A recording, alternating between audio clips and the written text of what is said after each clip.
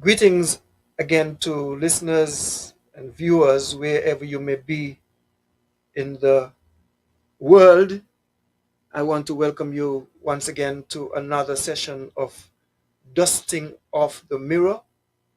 It's a program via which we look at the great, marvelous, stunningly fascinating book, the Bible, and the lessons that are there for mankind, whatever his circumstances, his or her circumstances. We say mankind, but of course we mean women as well. It incorporates both genders. And so tonight, or this morning, wherever you are, we're going to continue looking at Genesis.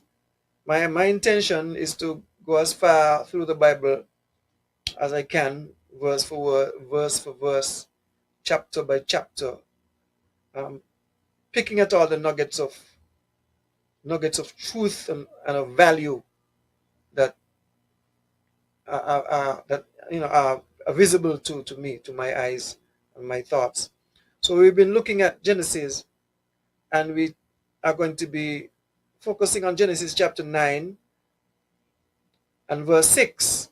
We're going to begin at verse 6, where the Bible says, God blessed Noah and his sons. And we're going to notice that we're talking about after the flood. Those of you who may have listened to previous programs, you will be aware that we have gone through Noah's situation and the flood and his family and what they did. Now, this is after the flood. And it says, God blessed Noah, Genesis chapter 9 and verse 6. And I want us to notice in chapter 9 and verse 1 that blessings, blessings, blessings are not free. Blessings are not for free. There is a component of work involved if Noah is to be blessed. There is a component of work. God is not just going to bless Noah like that. He has to earn by working the blessing that God is preparing to bestow upon him. Blessings come with some responsibility, we are learning from the Bible. And it is true in this world that nothing is free. Now, everything doesn't cost money, but because something does not cost money, or you don't have to pay for it, it does not mean it is free. You may live in a country like ours, think it's, where some people go to medical centers if they are traumatized by some situation, and they will say, well, I went to the hospital and I got free treatment. No, you did not pay any money, but it doesn't mean it's free at all, because there is nothing in the world that is free. Somebody in that hospital spent time and energy and effort looking after you. It cost the person something. You had to find a way to get to the health center. It costs you something. Maybe not cash, but it costs you attention, it costs you focus, it costs you asking somebody to take them there. So just because something doesn't cost dollars and cents, it doesn't mean that it didn't cost anything. So blessings come with some responsibility. Nothing is free. A commandment accompanies blessings. Always.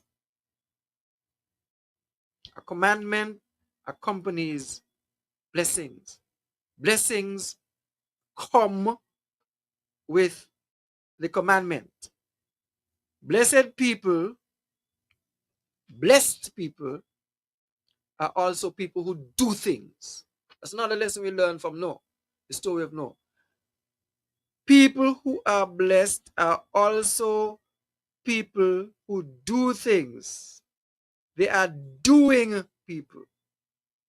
People who do things are the people who are going to be blessed according to the story of Noah.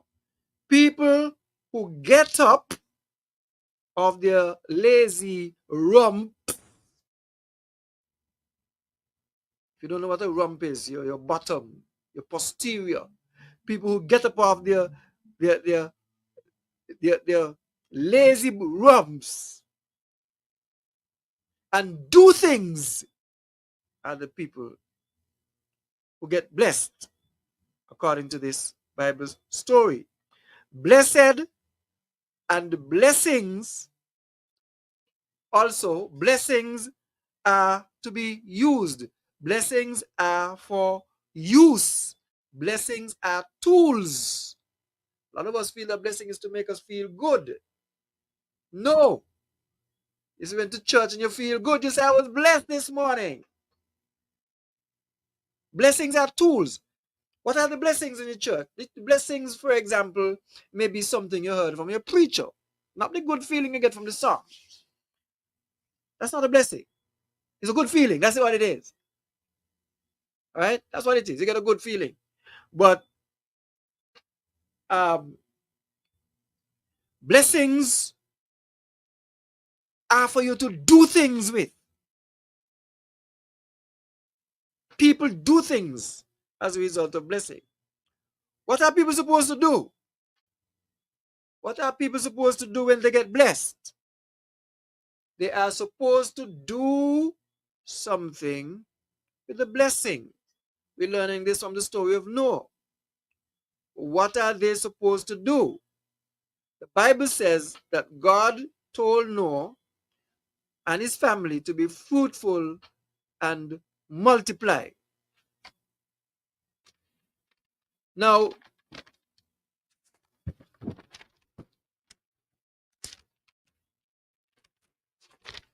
just give me a second. Let me check something here. Right. Okay, good. I apologize for that. Be fruitful and multiply. Now, be fruitful, being fruitful is accompanied by multiplication. Right? The two things go hand in hand. Okay? Fruit bearing is a multiplying event or happening. You cannot be fruitful and not multiply, otherwise you're not being fruitful. That goes without saying. So blessed people are fruitful, and fruitful means that you're getting more stuff. When you are blessed,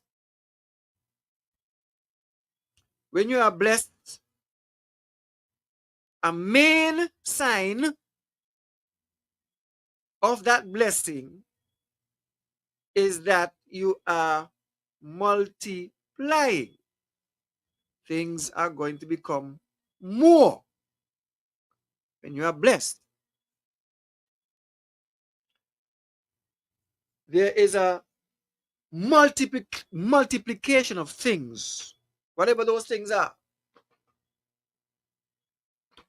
Now, the two things, blessed and multiply, come in the same cart. Notice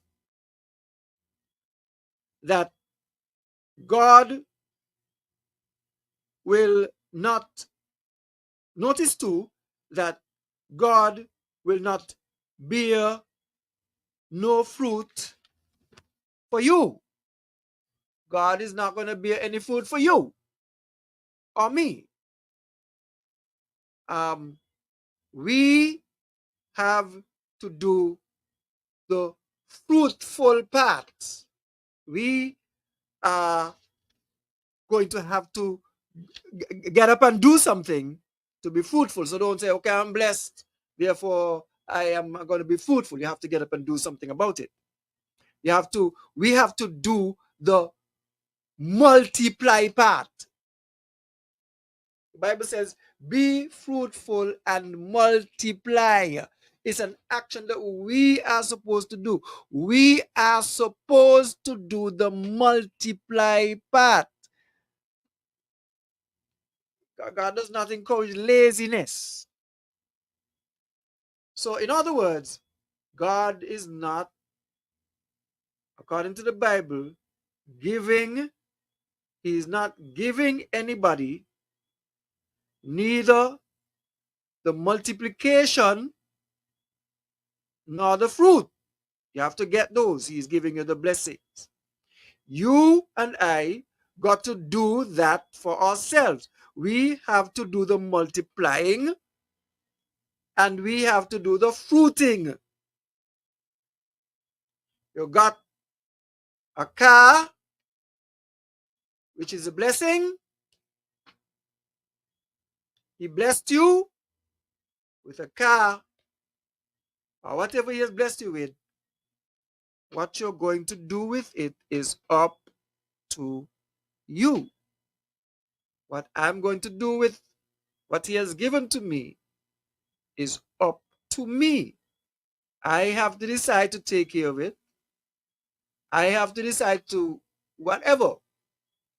If I hear a knocking, I'm supposed to do something. God is not going to come down and fix my car for me.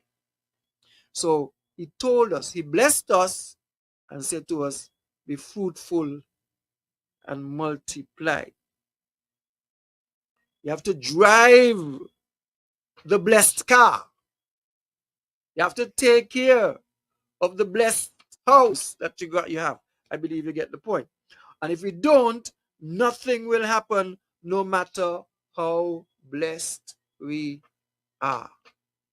If we are lazy, I could be blessed with eyesight, I could be blessed with intellect, I could be blessed with strength, physical strength, if I don't get up and do something about it, I could be blessed with opportunity to get a loan.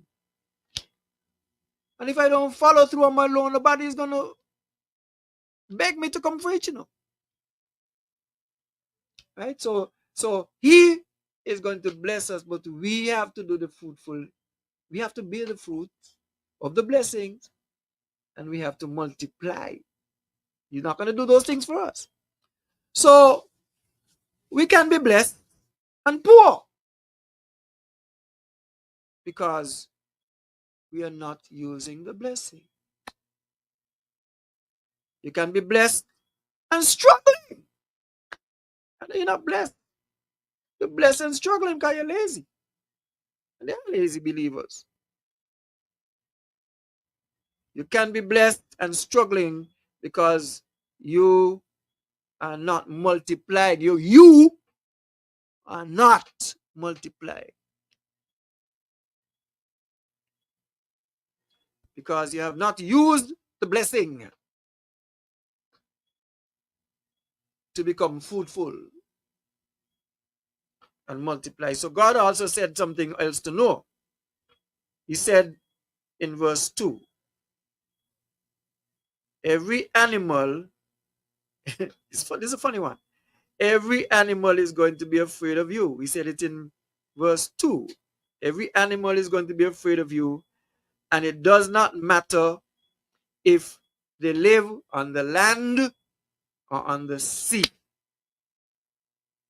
He said, animals are going to be afraid of you. Animals are going to be afraid of you. Remember that before the flood evaporated and so on, when the animals were saved from the flood, remember that Noah did not go anywhere to look for the animals. The animals came to the ark. They were not afraid of him. They were in the ark together for a very long time. They were not afraid. You see, a man is not a big creature. The biggest man is not big compared to some animals. I don't care how big you are, you're not going to weigh as much as an elephant. You're not gonna weigh as much as a horse. No matter how big you be.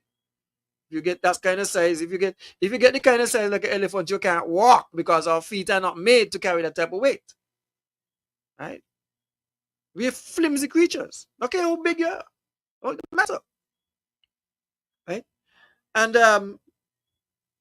man is not a big creature. Many, many, many animals are much bigger and stronger than us. And they can run faster than us. We only got 2 legs. 2 legs can't move us very far. And that's why you're running from a dog, but the dog will catch you. Right? You may be able to run a longer distance than animals. We can run longer, right? But you cannot run faster. They got 4 legs. We have 2. Okay. So then, man is a very. That's why the Bible says, "What is man? What is man?" And so these things are known facts. Even when an animal, even when we talk about Noah and the ark and the animals, still. So even when an animal attacks us, it is because they are afraid of us, not because they don't like us. When a man attacks another man, it's because they ain't like him, for some reason. But when it comes to animals, animals don't attack us because they don't like us. Animals attack us because they're afraid of us.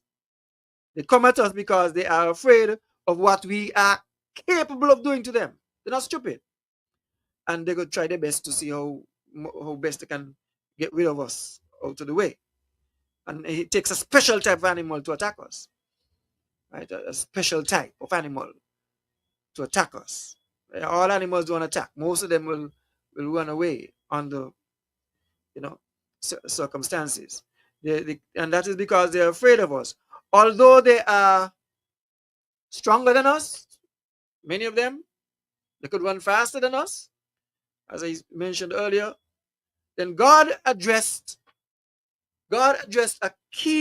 spoke about a key component of man's existence, a key factor in man's existence. He talks about the food. He moves from the animals and so on now, and he talks about the food. This is after the flood. And he has been addressing man, or speaking about man. God has been speaking about man and food since Genesis 1. Since Genesis 1, God had a lot to say about man and the food he eats. And he is starting over, after the flood, God is starting over a new world to some extent. I mean, he's not saying let there be light and so on anymore, but in a man's existence, man is going to be functioning in a new world, a new kind of world after the flood. And just as he did with Adam and Eve, he is telling humans, just as God told Adam and Eve, he is also now telling human what to avoid eating. Right? God seems to be very concerned with the eating practices of man because he loves us. He loves man. In spite of the fact that man is a wayward creature, he's about the best creature God has on the planet. He's one of the better creatures he has made. We are capable of doing things that are stunningly amazing. And he's able to, he wants to work with us. Wants to work with us. Because the things that he could ask us to do, he gave us the kind of brain and kind of brain and so on that he can work with, and he has chosen not to do this with beasts. They are for our use. So for him, eating is a very important thing. For God, man and his food are very important thing. Very important things. Walking, creeping, and flying animals are going to be afraid of you, God said. Creatures that walk, creatures that fly, creatures that creep are going to be afraid of you. And yet, the animals that are afraid of you are going to be your food. In other words, you are going to eat animals. So that's a challenge. They're afraid of you. They're going to run from you for the most part, but they're going to be your food. So that's a challenge because these animals are faster. To a large extent, they are stronger than man, but man is still supposed to catch them and use them as food. That was all that God tells them. Eat the animals.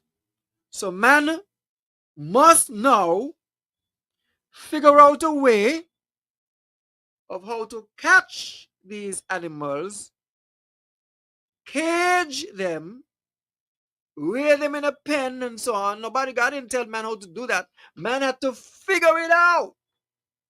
I'm gonna give you the food, but you gotta figure out things for yourself. Right? They're gonna be afraid of you. When you come in, they're gonna run from you. You have to find a way. Otherwise, you're gonna starve. You ain't gonna drop down no man out in the sky. Those days are over. Right? We have to grow up. Like when your child is young, you feed him, you put the food on the table, and he comes and he eats it. The time comes when the child gotta grow up and go find food for himself. Right? And the same thing is what the Almighty God is doing to man.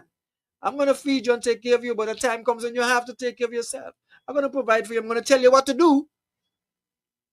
Right? So man is supposed to catch the food and use them. So man must now figure out how to catch the animals, cage them, rear them, and so on. Because God is not going to tell them how to do it. They have to figure that out themselves. It's why we have brains. We have a brain in our head that functions like only human brain can function. And that's why we have schools and science and ability to read and so on, because those things were put in us. Because God is not going to tell us how to do things. He's not going to tell you how to do it. He doesn't do it in Genesis. He just tells you, do this, do that, do that, do that. Find a way. Find a way. You're a human being. Find a way. He is definitely not going to tell these people how to catch the animals. For food? No. We had better learn to think as human beings and come up with strategies of how to feed ourselves. So we better learn we better learn how to catch fish. Learn telling man just after the flood. Essentially, better learn how to catch fish. God did not tell Noah how to make fish hooks. You gotta figure out that yourself. God didn't tell Noah how to make fish nets. Noah and his people, his sons and the people who survived the flood, he didn't tell them how to make fish nets. God did not tell Noah how to set traps and make bows and arrows and spears. Noah and his family had to be innovative and thoughtful and creative and come up with ways to get the food that God said that the animals were to be used for. Right? When we say God is great, That's part of the greatness, that he doesn't pamper people. He's not going to pamper you. He's going to tell you, do this, do that, do that. The rest is up to you. You better find a way. Isn't that great? I think it is. And it is the same way with us. The same way that he spoke to Noah, it is the same way it is with us today. And the Bible says God does not change. We have to use this gray matter we have up here in our heads. We have to use it. That is the message. And a lot of us don't want to do that. We don't want to do that. We have to learn. These people have to catch the food. They have to catch the animals to become food. If you're going to catch the animals, you have to learn to cooperate. You have to be the man over there who preventing the animals from running to the bush, has to be able to cooperate with you to background the animals. If you're going to build a pen for the pigs or whatever you're going to eat, you have to have cooperation. Man must be able to cooperate with one another if we are going to eat. I admire fishermen very much. They're born with something that make them brave. Go out there. But it wasn't for fishermen.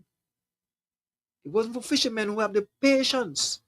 I watch men down on the seashore. They don't go out in the boat, but they go down to catch fish.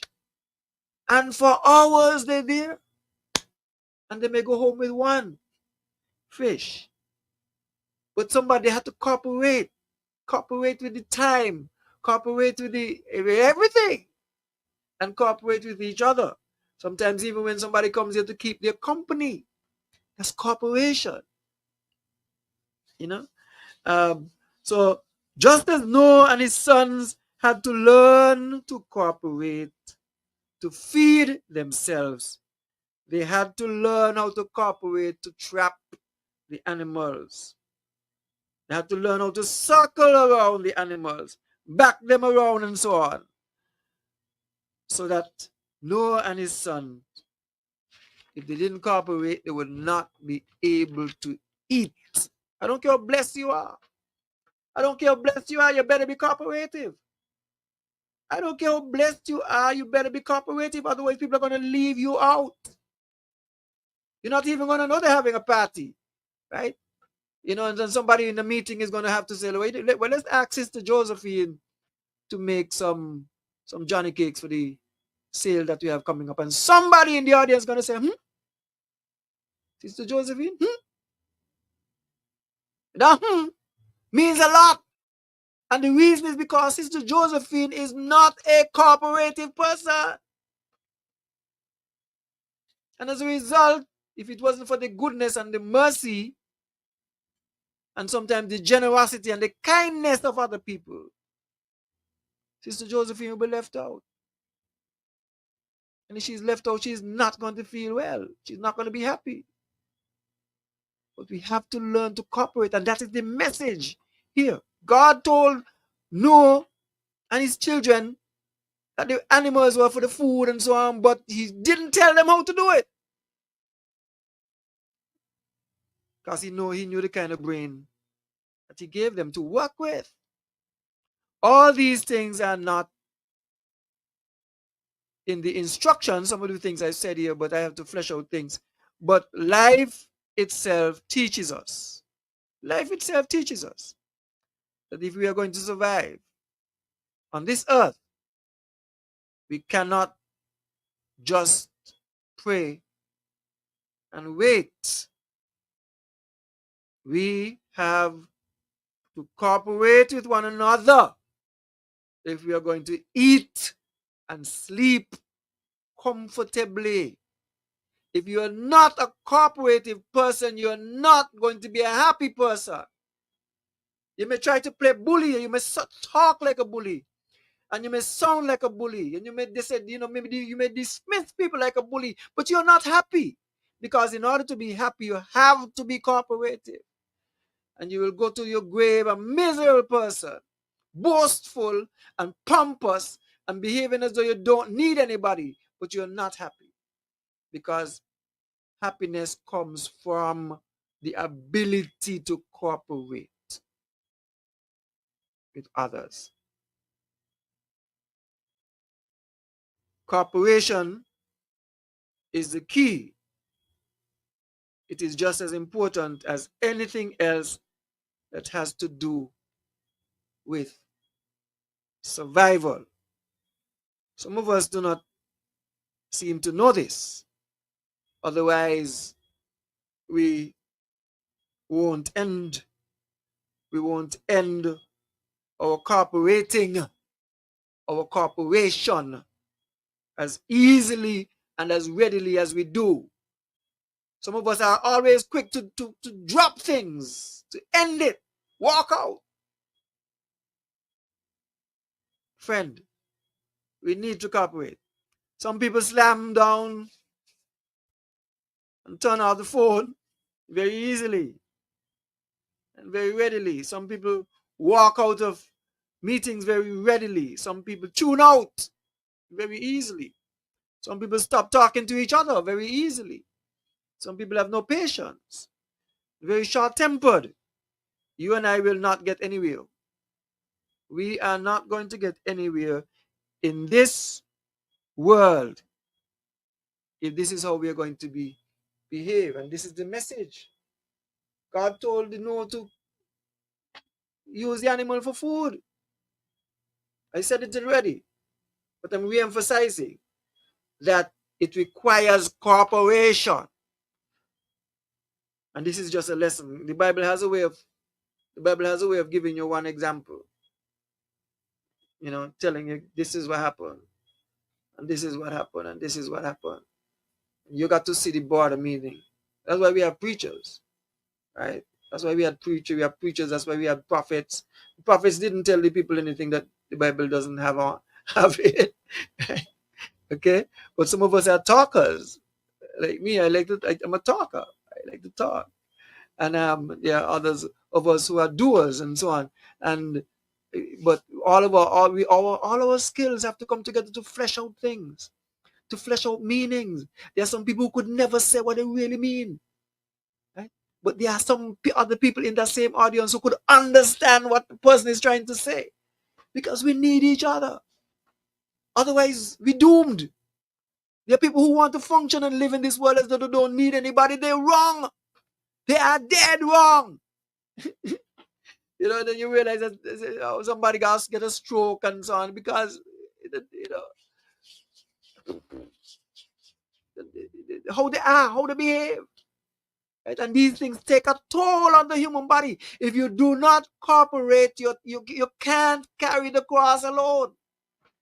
But a lot of us think we can because we're big and we're bad.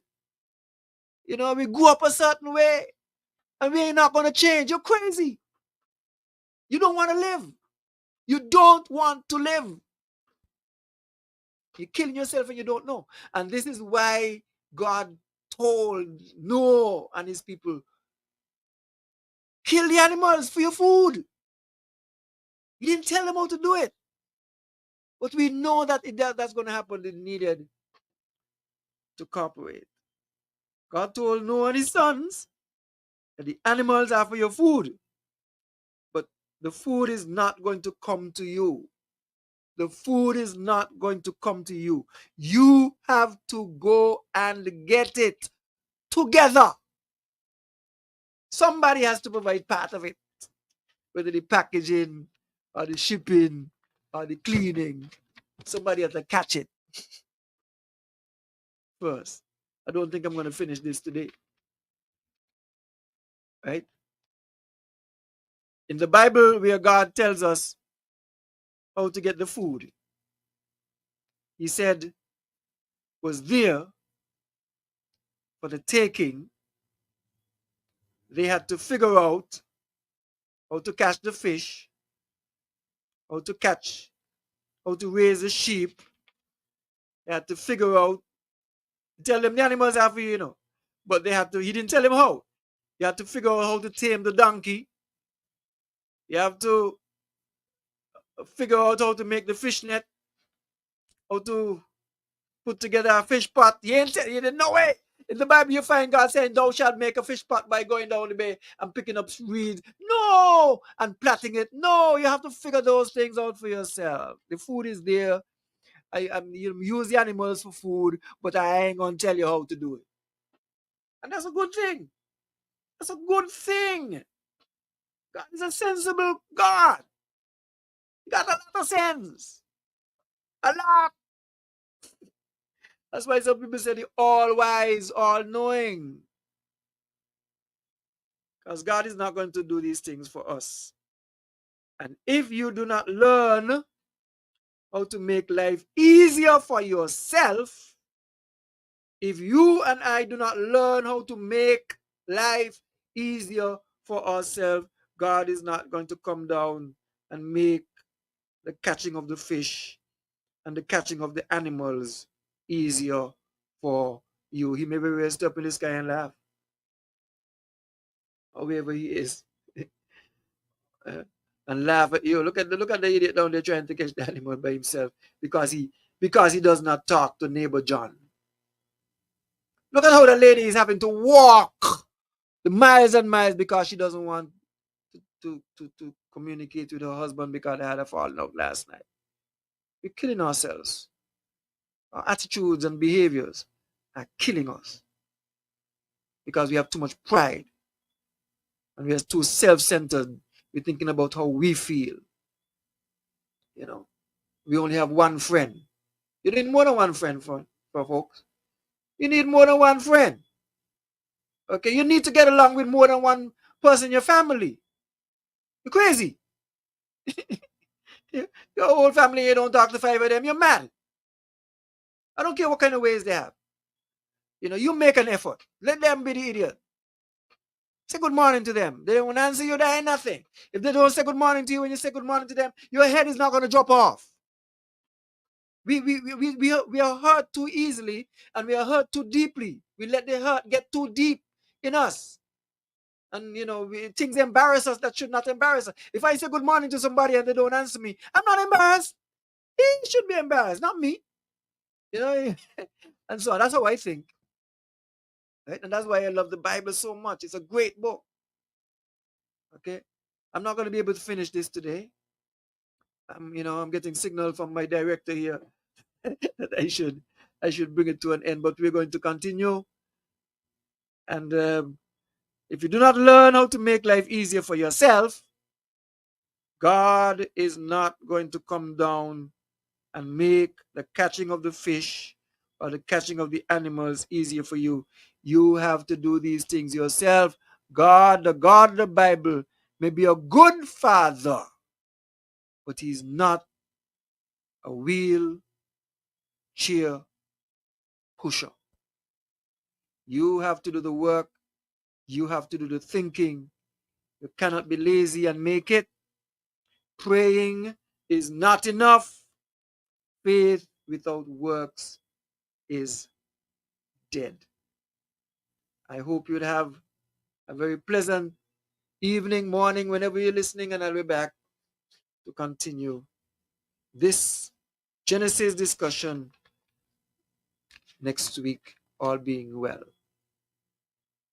Peace.